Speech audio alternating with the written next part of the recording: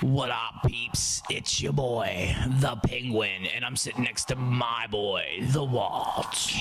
Hi! We're coming to you straight from Luke's Jedi Temple with a very special Star Wars The Last Jedi review. Blah, blah. It's that super flow, no Shima flow. Yeah. It's that All right, guys. We went and saw Star Wars The Last Jedi. So what? What'd you think? Well, I thought many things. I thought, man, you should have really starred me in that movie, and it would have made it far and above. Yeah, they should have started Penguin a lot. And here's the marquee. I see it now. Star Wars, The Fat Jedi. Right? Mm-hmm. I'm down with that. That's just me. I would have dug that.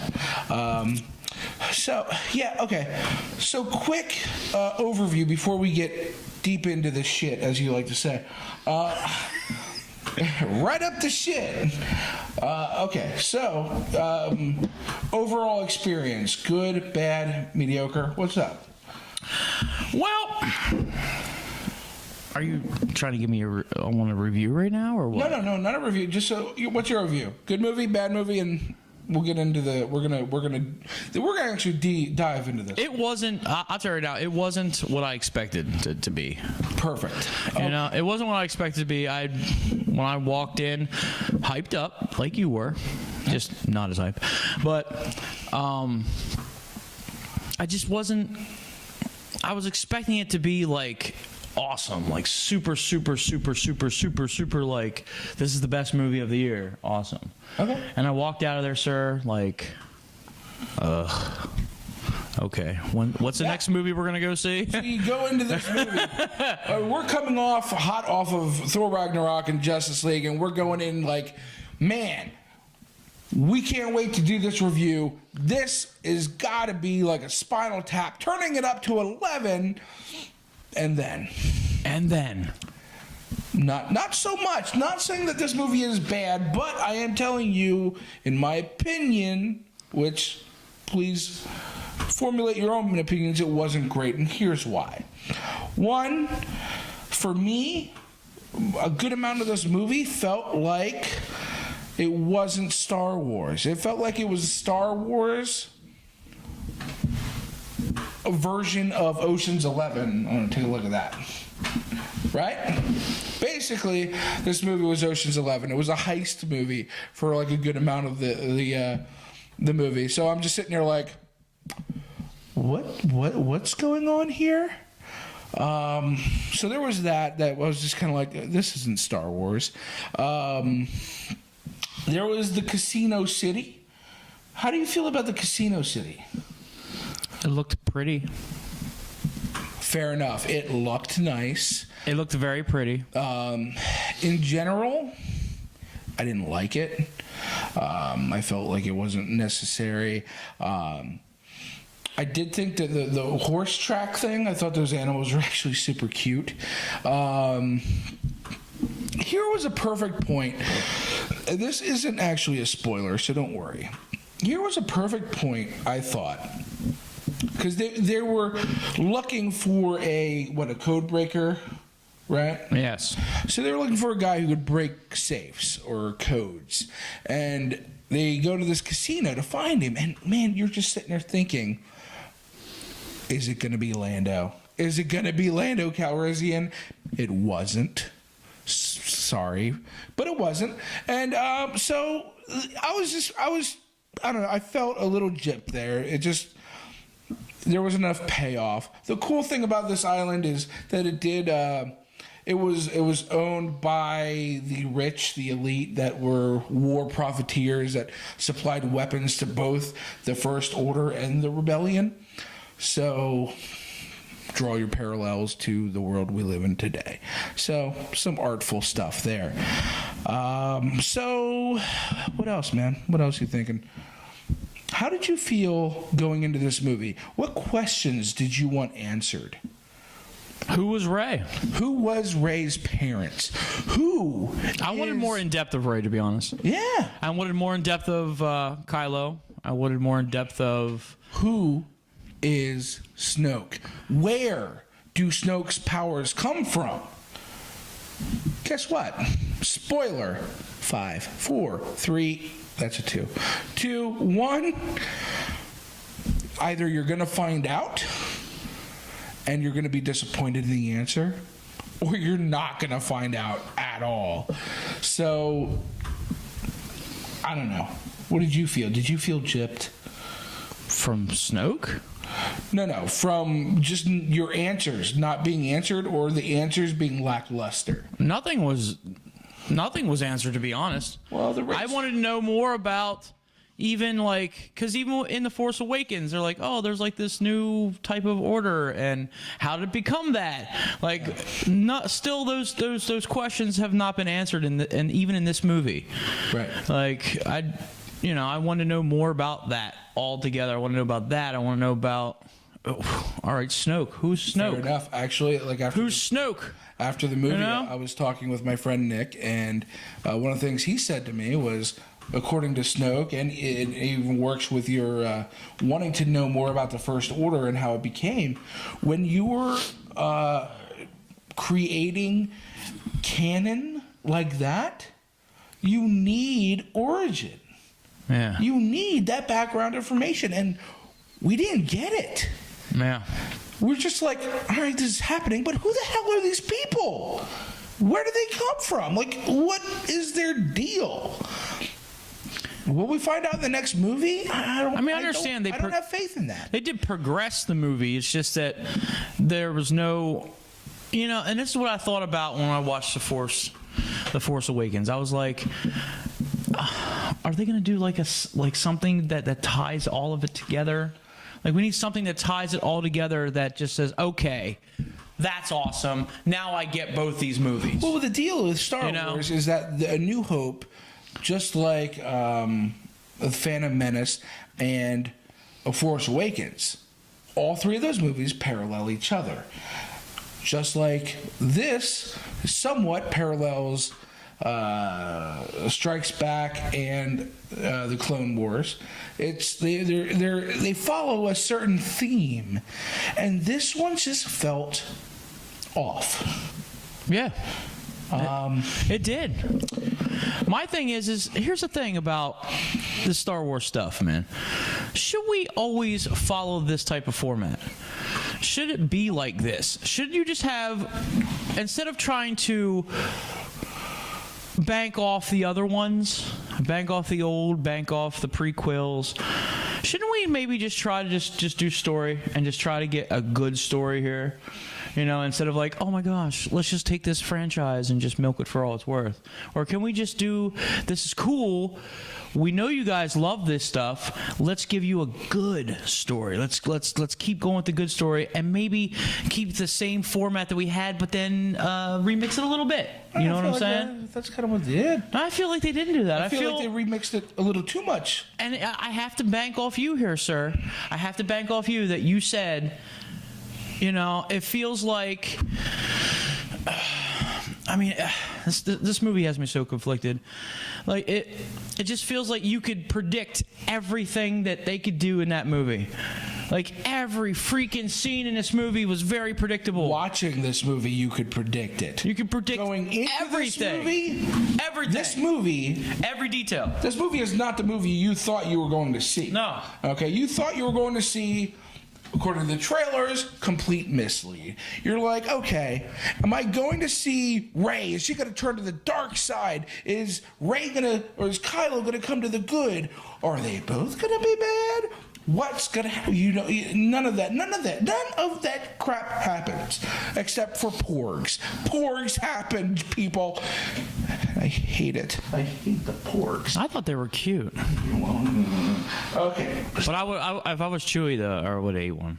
So let's talk a little bit about things in the movie that weren't bad. Do you think that one scene where he was eating that looked like chicken? What did that look? Oh, it was a cooked pork. You know what that looked like? Delicious. Yeah, that was gross. No, you can't eat chicken in front of a chicken. It looked delicious. Anyway, enough about pork. Wars, man. They're taking over the universe. So again, let's talk about things in the movie that were good. Right off the bat, you know that Luke eventually is going to train Rey. That's part of the movie. That's not a spoiler, and if it is, sorry for you.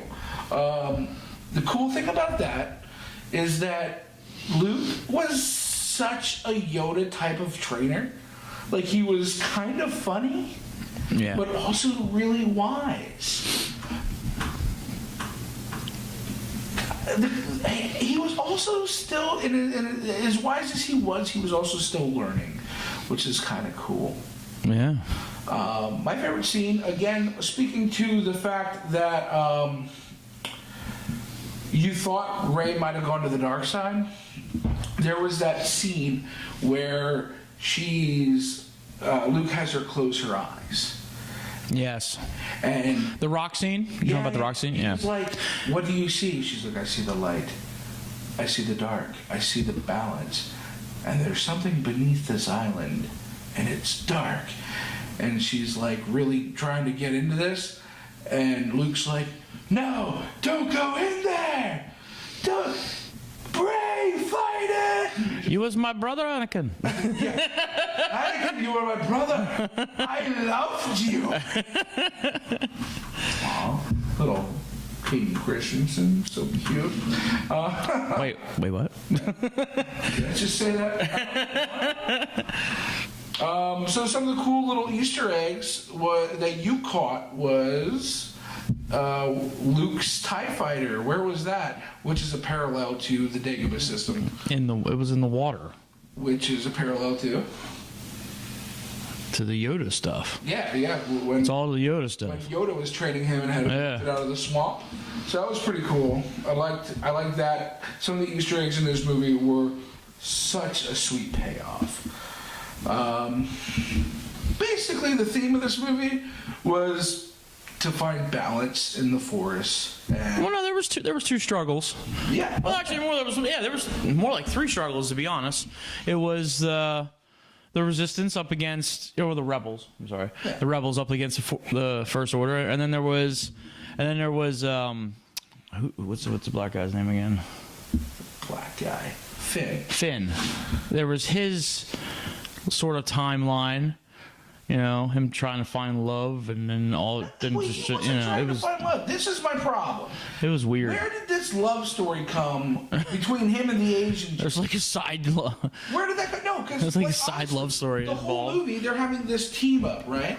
They're Ocean 11's team up. Ugh. Okay, so, and then there's this point at the end of the movie where, okay, spoiler: 5, 4, 3, 2, 1, where you think Finn has this opportunity to be a super legendary hero, and even though you probably don't want him to make the decision he's making, you understand that it's right, and you're like, yeah, good for you. And then she kind of derails him and says to him, like, I basically sacrificed the entire rebellion and the universe to save. And you know what's funny is because I loved you, basically, and kissed him. And did you get in that movie at all that they had a love interest going on? No. That kiss came out of nowhere. Well, you know what? No, I saw a little bit. I felt a little bit, but my thing is like during that scene, and I was like, yo, if he goes ahead and completes this, I'm like, I'm okay with that. Because it would have been, wait for it. I'm okay with that. Wait for it, dairy.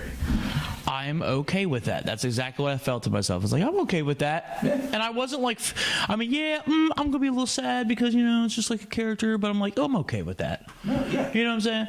But then it went completely opposite, and then I think I sat in the theater, and I was looking at you, I think, when I said, I'm like, wait, what? Why? Why did you go that route? I have no understanding why you went that route. Why she made the choice she did. Yeah, and again. And then she kissed him, and you're like, where did that come from? By the way, that would have made this movie a little bit more epic. It would have. Yeah, well, see, even the scene after that, the whole Luke-Kylo meetup, it was epic, but at the same time, it was like, why? I got that. That part I got. No, but I got that. No, but okay,